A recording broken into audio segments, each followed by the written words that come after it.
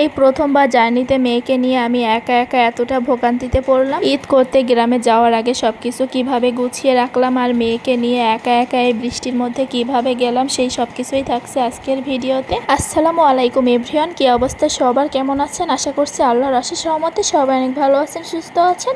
আলহামদুলিল্লাহ আমরাও ভালো আছি। গ্রামে আসছি আজকে আমার 2 দিন হয়ে গিয়েছে, তো এখনো পর্যন্ত আমি কোনো ভিডিওই আপলোড দিতে পারিনি।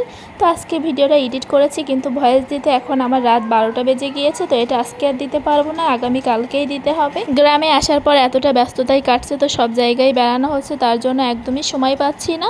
তো সিরিয়ালে সব ভিডিওগুলো আপলোড দেওয়া হবে, কোথায় কোথায় বেড়াচ্ছি আর কি কি করছি সেই সব দেখতে হলে কিন্তু অবশ্যই আমার ইউটিউব চ্যানেলটি এখনই সাবস্ক্রাইব করে রাখতে হবে। তো এখন আমি দুপুরে রান্না বান্না করছি। আগামীকাল যেহেতু আমি সকাল 8টার সময়ই চলে যাব, তার জন্য আগের দিন একটু বেশি করে রান্না বান্না করে আমি উঠিয়ে রাখবো ফ্রিজে। তো আমি আর মেয়ে যাচ্ছি, তো মেয়ের বাবার তো অফিস এখনও ছুটি হয়নি, তাই সে এখন যেতে পারবে না, তাই তার জন্য একটু বেশি করে রান্না বান্না করে তারপরে রেখে যাব, যাতে এই কয়টা দিন সে এইগুলো দিয়েই চলতে পারে, তার আর রান্না বান্নার কোনো ঝামেলাই না নিতে হয়। ফ্রিজে সবজির মধ্যে কাঁচা কলা ছিল আর তার সাথে ছিল বড় যে কাতল মাছটা কিনছিল সেইটার থেকে অনেকগুলো পিস।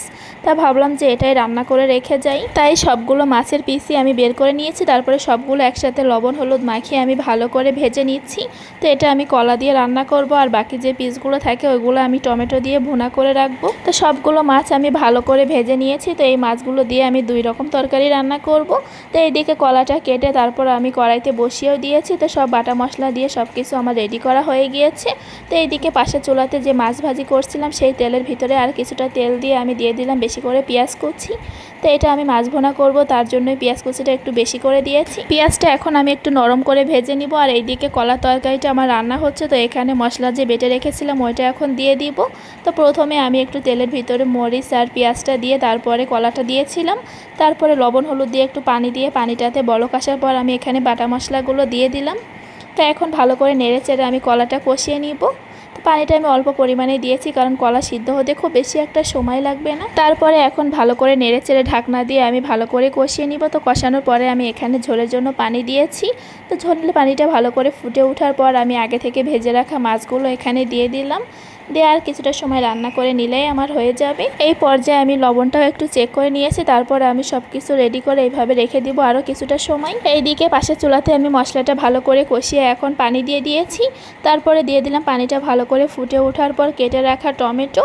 তো টমেটো দেওয়ার পর এখানে যে মাছগুলো ভেজে রেখেছিলাম সেই মাছগুলোও দিয়ে দিলাম। তো মাছ ভোনার ভিতরে আমি একটু বেশি করে ঝোল রাখবো, কারণ পরবর্তীতে যখন এটা জ্বালানো হবে তখন মাছ ভোনার ঝোলটা আরও অনেকটা কমে যাবে, তাই জন্য একটু বেশি করে পানি দিয়েছি। তো এটা কিছুটা সময় পর একটু আমি ফুটে নেওয়ার পরে চুলাটা বন্ধ করে দিব। তো এই তরকারিটা হলে আমার রান্নাটা প্রায় শেষ হয়ে যাবে। তারপরে এই যে আমি সব কিছু ঠান্ডা করে এখন টিফিন বাটিতে নামিয়ে নিয়েছি। তো এখানে 2টা বাটিতে আমি মাছ ভুনা রেখেছি, আর একটা বাটিতে কলার যে তরকারিটা ছিল ওইটা রেখেছি। তো আজকে মাছ ভুনাটা আমরা খাবো না, এটা পুরাটাই রেখে দিয়েছি 2 বাটিতে, আর 1 বাটিতে আমি তরকারি রেখেছি। তো আগেও আমি কিছু তরকারি রেখেছিলাম। তো এখানে ছিল গরুর মাংস, তারপরে মুগ ডাল দিয়ে মুড়িঘণ্ট রান্নার ছিল, আর ছিল চিংড়ি মাছের ভুনা। তো এখানেও 3টা বাটিতে এই তরকারিগুলো আছে। তো সব টোটাল আমার 6টা বাটিতে তরকারি রেখেছি। তো ঈদের ছুটিতে সে তো গ্রামেই চলে যাবে, তার জন্য আর 5 থেকে 6 দিন মতো হাতে সময় আছে, তার জন্য আমি এই তরকারিগুলো রেখেছি। তো এইগুলোতে মোটামুটি সে ভালোভাবেই চলতে পারবে এই কয়দিন, আর কোনো খাবার নিয়ে কষ্ট হবে না। কোথাও বেড়াতে গেলে এইভাবে বেশি করে রান্না করে ডিপ ফ্রিজে রেখে গেলে কিন্তু খাওয়া নিয়ে আর কোনো চিন্তা করা লাগে না। তো এই টেকনিকটাও কিন্তু আপনারা অ্যাপ্লাই করতে পারেন। তারপরে রাতের বেলা আবার একটু বাইরে গিয়েছিলাম, বাবুর জন্য পেটিকোট আর ব্লাউজ বানাতে দিয়েছিল, তো ওইগুলোই নিয়ে আসতে। তারপর এটা ছিল তার পরদিন সকালের ভিডিও। তো আমরা রেডি হয়ে বসে আছি, আমাদের বাস ছিল 9টার সময়। তো সাভার থেকে 9টার সময়ই ছিল, তার জন্য আমরা অপেক্ষা করছিলাম। তো সকাল থেকে এত বৃষ্টি হচ্ছিল, তার জন্য অনেকটাই চিন্তা হচ্ছিল। তো বৃষ্টি কোনোভাবেই থামছিল না। আর এইদিকে তো মেয়ের বাবাও অফিসে চলে গিয়েছে, তো মেয়েকে নিয়ে আমার একা একাই যেতে হবে। এত জোরে জোরে বৃষ্টি হচ্ছিল যে কিভাবে সবকিছু ম্যানেজ করব বুঝতেই পারছিলাম না। তারপরে কিছুই তো করার নাই, আমাদেরকে তো যেতেই হবে। আগে থেকে টিকিটও কাটা ছিল। তারপর যখন গাবতলী থেকে বাসটা ছাড়ে তারপরে শুনেই আমরা বের হয়েছিলাম। বাসার কেয়ারটেকারকে আগে থেকে বলা ছিল, তো উনি ব্যাগপত্রগুলো সব নামিয়ে তারপরে রিক্সা ডেকে উঠিয়ে দিয়েছিল। সেই সময়ে অনেক জোরে জোরে বৃষ্টি হচ্ছিল, তার জন্য আমরা রিক্সা থেকে নামতেই পারিনি, রিক্সার মধ্যেই বসেছিলাম।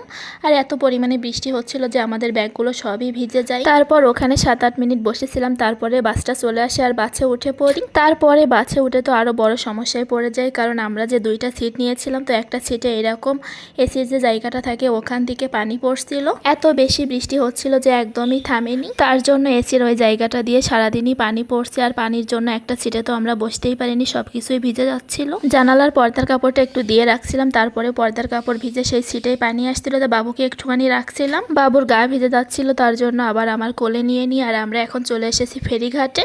ফেরিঘাটে এসেও আমরা 1 ঘন্টার ওপরে বসেছিলাম, কারণ অনেক বেশি জ্যাম ছিল। তারপরে অবশেষে আমরা ফেরিতে উঠতে পারি। আর ফেরিতে ওঠার পরে তো আর খুব বেশি সময় লাগবে না। তারপরে অন্যান্য দিনের থেকে আজকে সময়টা একটু বেশি লাগছিল, কারণ সারাদিন বৃষ্টি হচ্ছিল, তার জন্য সময়টাও বেশি লেগেছে। ফেরিতে ওঠার পর বাবুরও ঘুমটা ভেঙে যায়, তো বাবু এই যে উঠে গিয়েছে, তো সে চোখ ঢেকে রাখছিল। তারপরে তার খিদা লেগে যায়, তাই বাসা থেকে যে রুটি আর আলু ভাজি করে নিয়ে আসছিলাম, তো সেগুলো তাকে খাইয়ে দিচ্ছিলাম। খাবারের পরিমাণ আমি অনেক কমই নিয়ে আসছিলাম, তো এতটা সময় লাগবে আমি বুঝতে পারিনি। ভাবছিলাম বেশি নিলে খাওয়া হবে না, তাই একদম অল্প করে নিয়েছিলাম। কিন্তু রাস্তাতে এত বেশি সময় লেগেছিল যে আমাদেরও খিদা লেগে যায়। সারা রাস্তাতে একবারও বিরতি দেয়নি, তো ফেরিঘাটে যে ছিল সেখানে আমরা নামি না। তারপর টানা 7 ঘন্টা আমাদেরকে জার্নি করতে হয়। তো বাবু তো এদিকে অনেক খুশি ছিল মাশাআল্লাহ। পরবর্তীতে তারও অনেক কষ্ট হয়ে যায়, কারণ তার খিদা লাগছিল, সে বারবার খাবার চাচ্ছিল। কিন্তু আমার কাছে সব খাবার শেষ হয়ে যায়, তাই তাকে আর দিতে পারিনি। তো বাসায় পৌঁছাতে আমাদের বিকাল হয়ে যায়।